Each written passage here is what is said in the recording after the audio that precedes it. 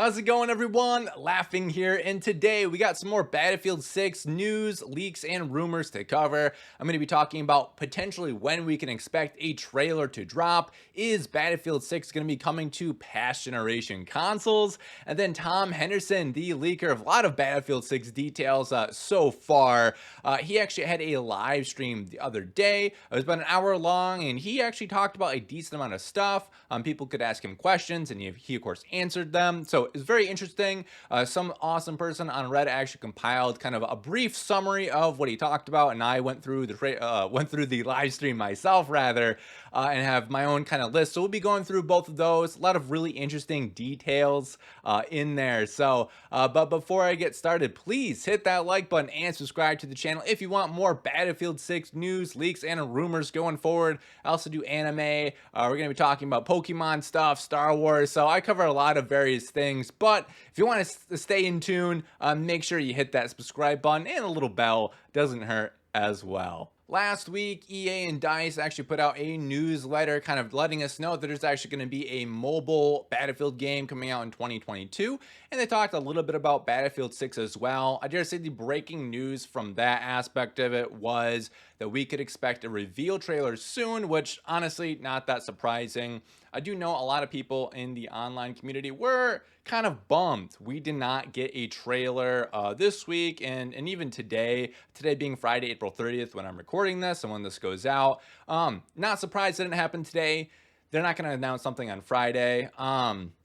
With kind of how the gaming news cycle goes, they're really not going to announce anything either Saturday or Sunday because people aren't in the office. Monday, a lot of times, people are in the office, like people like me, for instance, people who are working who are going to play the game, be interested in that news. Monday, not a really good day to announce stuff. So it really leaves Tuesday, Wednesday, and Thursday. The reason why I say that is, EA and DICE, they know their player base. It's, usually people between 20 and 30, not so much the younger crowd. So they're not going to announce something on Mondays and Fridays. Not as many people are going to pay attention. If they announce something on Friday, they're not getting as much exposure due to the games media. People take Fridays off. They're not going to have as much time. So Thursday's usually the latest you're going to see an actual really big game announcement from the likes of EA, or I dare say even Activision. So I'd say the soonest we would get a reveal trailer would be next week, Tuesday. And I think more than likely the latest that we would get one would be not next week, Thursday, but the Thursday after that. That is my guess. That is kind of my educated guess at the end of the day. For me, I'm expecting it to come out next week, Tuesday, Wednesday, Thursday. One of those days. I don't think they're going to wait much longer than that, but we'll kind of see. In the live stream, Tom Henderson did kind of think that more than likely we would get a reveal trailer next week as well. And he didn't have a solid date on that. That was just his kind of educated guess as well. I'm not stealing that from him. Don't worry. I kind of came up with my general kind of timeline of when the trailers would come out based on past Battlefield reveals, and it's not going to happen Monday, Friday, or the weekends. It's just, I don't see EA or DICE doing that. So in terms of reveal trailer, like I said, soonest next week, Tuesday, latest Thursday, not next Thursday, but the Thursday after that, I think would be the absolute latest that we could get a reveal trailer. So hopefully that can kind of help temper expectations when, you can kind of be on edge of seeing a Battlefield trailer. I know yesterday I was kind of antsy myself. I thought, if they're going to announce it this week, I had a feeling it would be Thursday. Obviously, Thursday came and went. Didn't happen. Is what it is. But like I said, hopefully that kind of gives you a good kind of timetable of when we can expect it, and more specific days of when you can be refreshing Twitter and Google Newsfeed, what have you.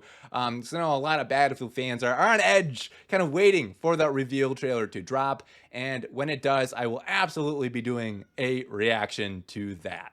The next kind of big thing that a lot of fans have been talking about recently is whether or not Battlefield 6 is going to be coming out on past generation consoles, that being PlayStation 4 and Xbox One.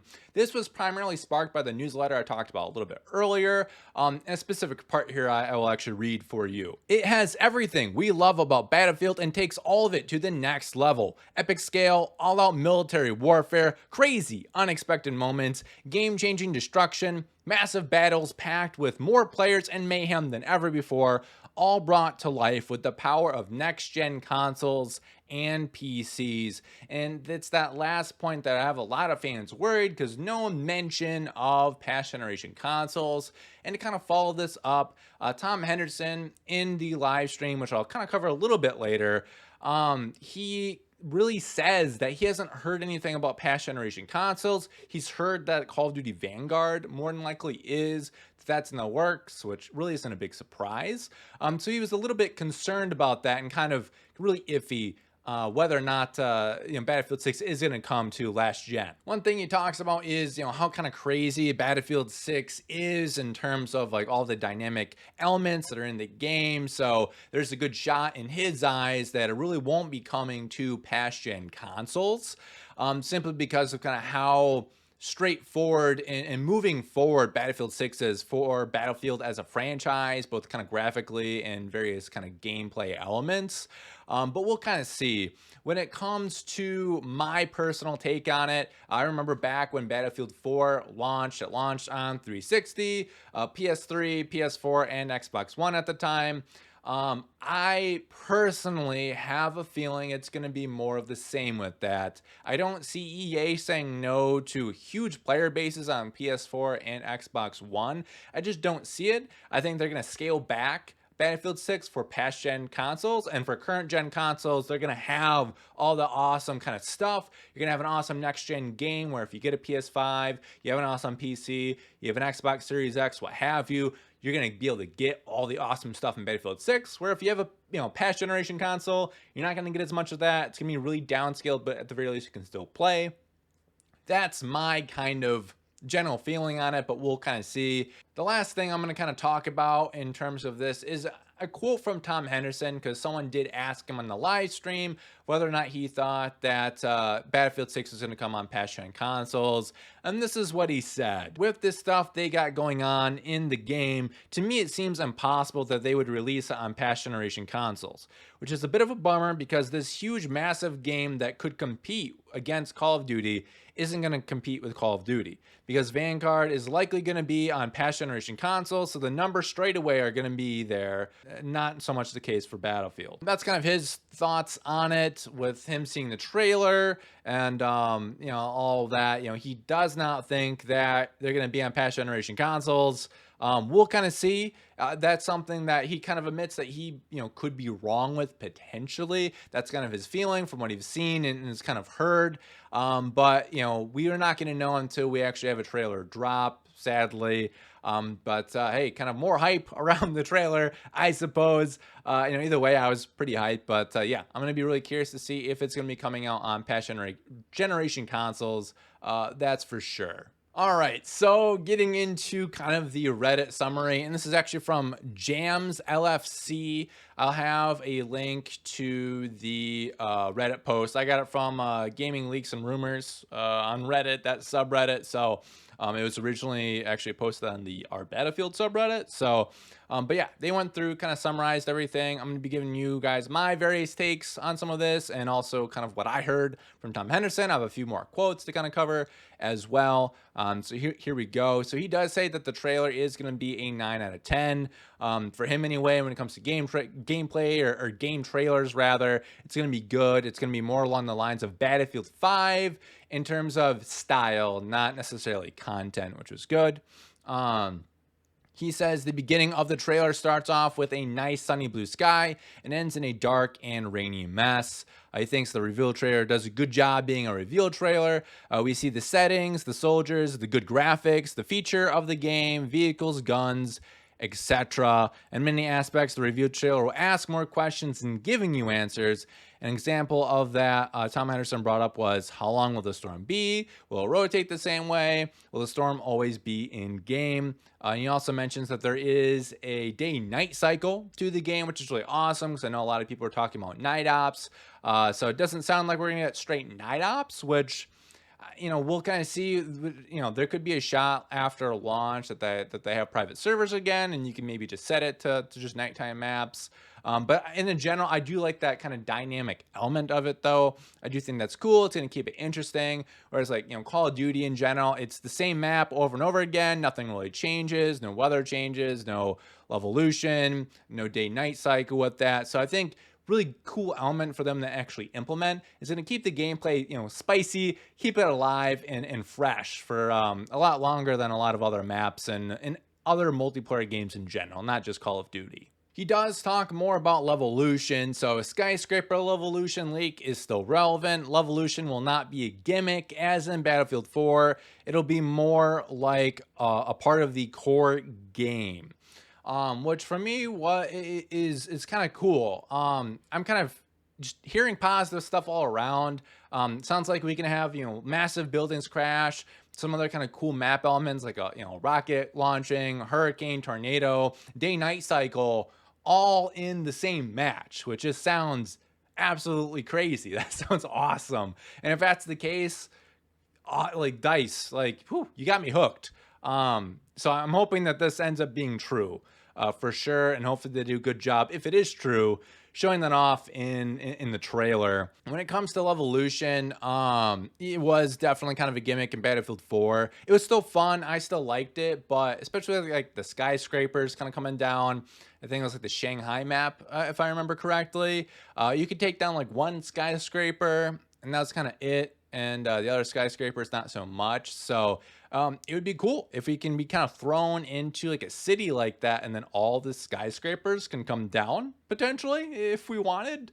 That could be really wild. That could be fun. You know what I mean? So kind of stuff like that gets me even more kind of excited. I'm really hoping that actually ends up being the case. So Tom Henderson does talk about kind of some of his words getting a little bit twisted on Twitter when it came to customization. So a good summary here from the Reddit is Tom Henderson talked a lot of the word wacky skins where people misinterpreted him.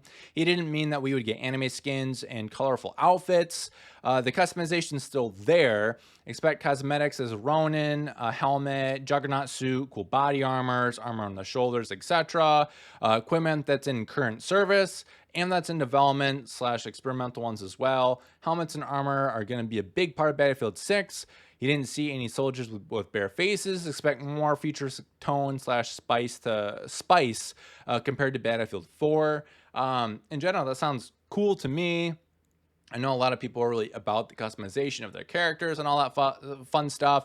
I don't care as much, to be honest with you. I mean, I guess like armor for me would be exciting and kind of interesting, but at the end of the day, I care more about the gameplay itself, the game modes, that sort of stuff. But hey, if this is something that they can do really, really well, and more than likely it's kind of a source of monetization for the game, it's what it is. I'll still play around with it.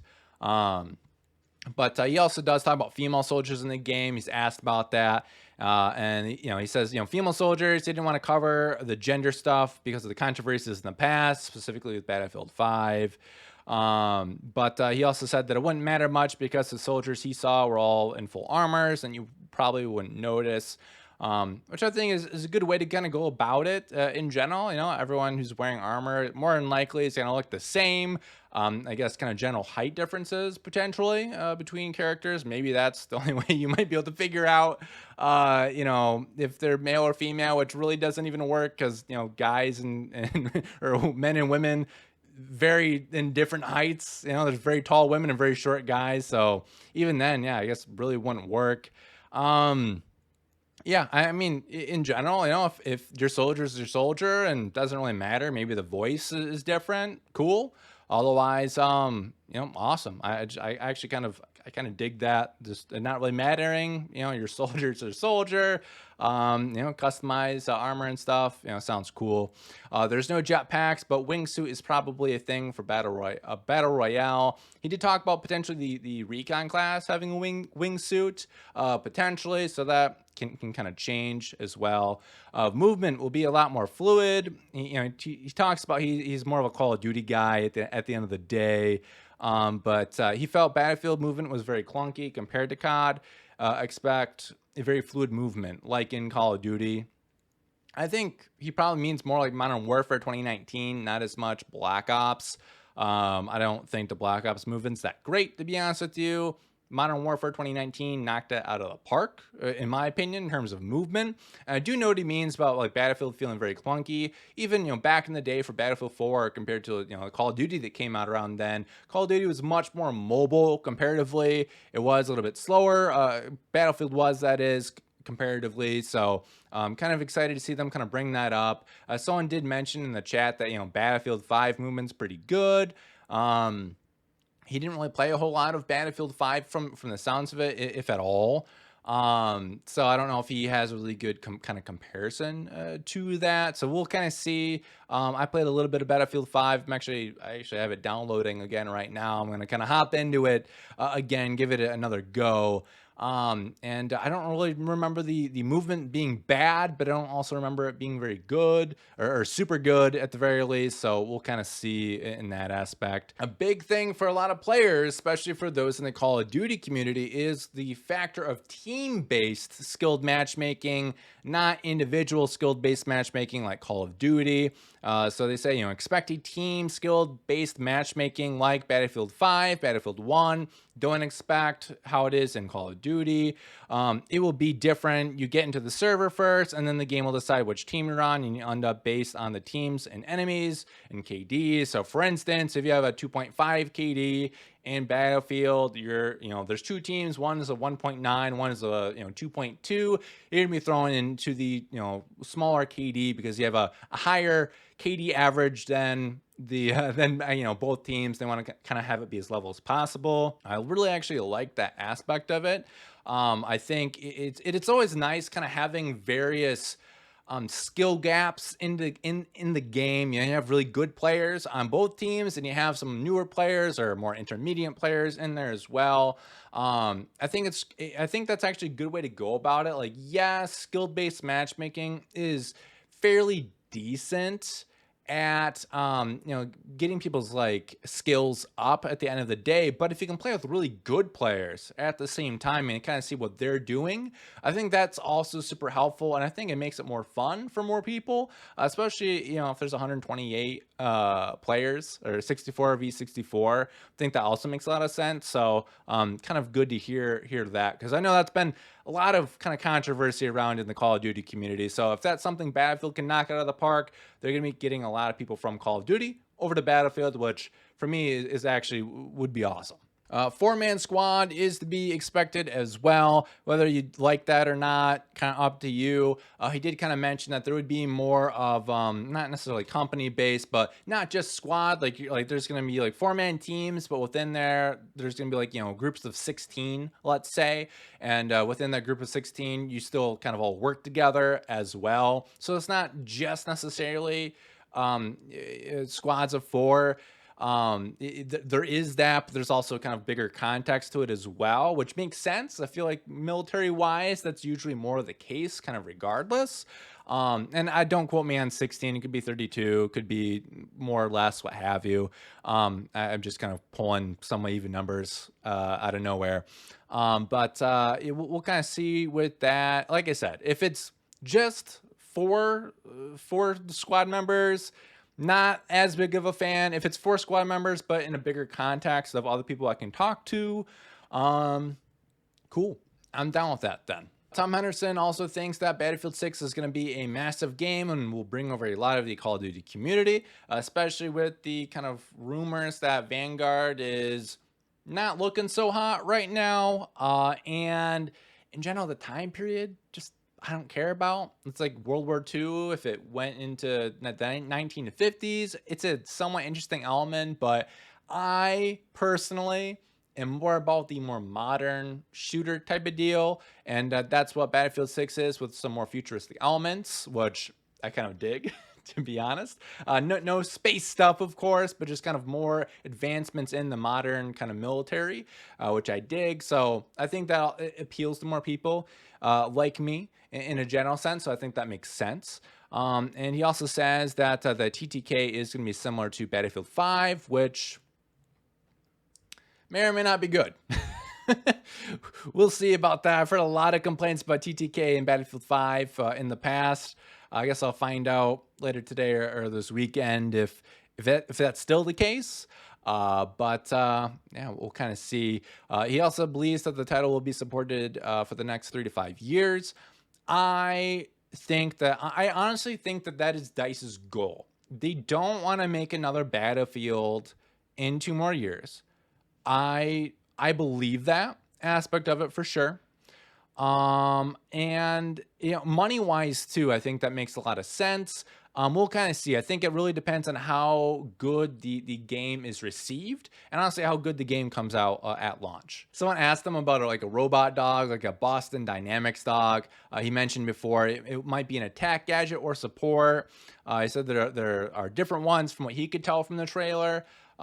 He actually pulled up a trailer, so just may it be known that he has a supposed actual Battlefield 6 trailer. He didn't just see it once and then like made sketches and stuff like that. Someone got him some sort of Battlefield 6 trailer, allegedly. He actually watched it on stream. We weren't able to see anything, but does kind of add more credence to this is more credible.